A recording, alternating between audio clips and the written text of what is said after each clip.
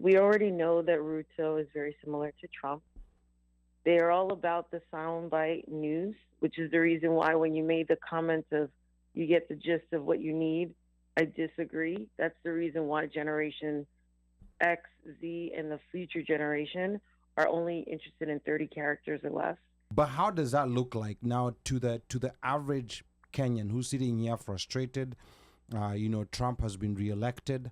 How does that taking action? How does that reflection? How does that education beyond the sound bites? How exactly, in a very simple way, how do you think that will look like if we're talking to our audience and want to tell them this is the direction that we want you to go?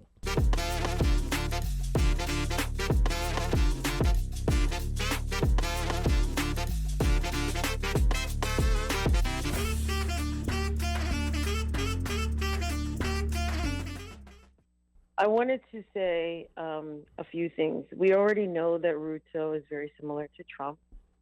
They are all about the soundbite news, which is the reason why when you made the comment of you get the gist of what you need, I disagree. That's the reason why Generation X, Z, and the future generation are only interested in 30 characters or less. I actually would like to implore not to just reflect on what happened, but really think about how does it impact our communities and how we move forward. I think the blessing in disguise is that, frankly, people are realizing, especially people of color, that they've been working too hard. Mm-hmm. And if they're working too hard, for what purpose? More importantly, I would also say and implore action beyond just reflection. Get our money together, support each other, really think about our businesses. If you have a platform, use that platform, just like the OneMicShow. I'm a faithful listener. And also, more importantly, Thank you. be able to speak about your diaspora. I think that's the part that people forget. I try as a parent to teach my daughter all about the continent and take her on my own. I am very blessed to have those means, but not everyone does. And as an immigrant kid, I really believe that working hard and meritocracy matters. But Trump is no different than anyone else in this world that is egotistical and really is not about, the working class. And more importantly, yes, maybe Democrats have to reflect, but they also have to have concrete results. So I believe that people only care about what really impacts their family. And the only way you get there is if you're educated, you try to read different versions of the news, and frankly, you're outspoken. And that comes from education all around. Now, Sarah, how does that look like? And what you're saying is very important. Very.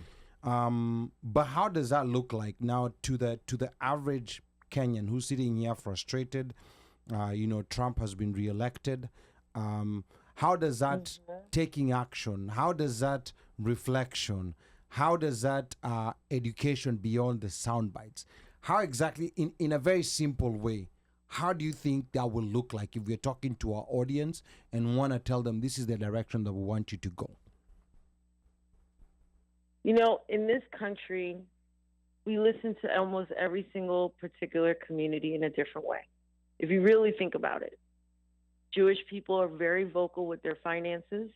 Mm-hmm. They support the candidates they want, right? Mm-hmm. Kenyans are not vocal enough about what they want when they come to Congress, when they write to their local council member, or when they write to their local leaders.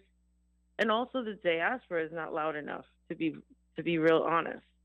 For example, when Ruto came here, I don't think they really consulted too many Kenyans. No. Of course I know not. they didn't consult too many Kenyans. No. No, they didn't. But and more importantly, it looks like on a day-to-day basis, it looks like making sure, your families are vocal about what they need and what they want. There's a reason why we supported Ukraine. Ukrainians in America are vocal. Mm-hmm. They look like the average Trumper. And so they actually can relate to them, and they were able to tell their story. That's not unlike any other diaspora, right? And so that's where I do think it's very important to be vocal, whether it be local news, having a newsletter, having websites. When we talk about social media in 30 characters or less, how much of us are the content creators? Having a show. That's the stuff that I'm talking about. And those are the things that we should be vocalizing. Sure, they're African Americans, but they're not African. So I say that to say, be strategic and be vocal on a day-to-day basis. It means that when your kid goes to school, understand they may be the only one, but when they come home, they should be an expert in their home country. Yeah. And I say that because I'm an immigrant kid, Dominican Republic and Puerto Rico. I do speak 6 languages. Damn. I've been to almost every part of the continent. Okay. And I don't make any bones about it, but I'm also a single mom. So yes, my daughter goes to a great school, but I also teach her about the continent. I try to introduce her to many people, and I also truly practice what I preach. I do try to support my own Black brothers and sisters business-wise. But that's not everybody, right? Yes. Oh, Farah. Okay. Now, Farah, we are very interested in your story now. Very. Yeah, we are now very interested. You need to come to we are the now very studio. invested. To your point, you know, I think as the immigrant kids that grow up here, they're like the gateway kids. They're the kid that learns if it's Swahili or Luo at home. They're the kid that has to also translate English in other ways. Like, how do they translate in making sure, for example, my parents, they work very hard. One is a seamstress, one is a construction worker, immigrant from New York City. But I was the kid that translated everything from English to Spanish, right? And they also are the bearers and the keepers of culture. I may not be able to do the same things that my mom did every single summer and taking me to Dominican Republic, but it is my responsibility to make sure my daughter is aware and give her different experiences and show her like the secret to being successful in this country. Oh. And that doesn't matter if I'm in the United States or even in Europe. It matters that I'm able to have the means to do it, right? That is so amazing. So how can we reach you? We want you next year, right here. Yes. In the studio, you're in DC. How can we reach you? We want to know. You know, and the reason we want why to have this conversation. Amos knows me very well. Amos knows me very well. Okay. All right. So he's like family. All right. He's like family. All right. So curious, how did you know about the One Mic Show? Was it through Omosh? Son of a Twangais. Of course. Okay. Of course. All right. What's the one thing that you want us to... I think he would be yelling at me and all the cousins if I didn't know. What is the one thing that you would want us... What is the one thing that you would want us to do different or improve on next year in line with what you were talking about as taking action as the One Mic Show? She should come to the studio to tell us. I mean, this is not, I'm not the owner of the One Mic Show. No, but you're a listener. You're tuned in. And we're taking suggestions. I want to understand what is important to you. Right? Okay. I'm tuned in because I think it's important that there's a platform. And I wish that, Africans had a platform to prioritize what they want to see in this country too. Okay. And that it's not resting on the laurels of like African Americans that want to go to Africa at 50 years old, right? Like it should start a lot earlier. We've been at this for a long time.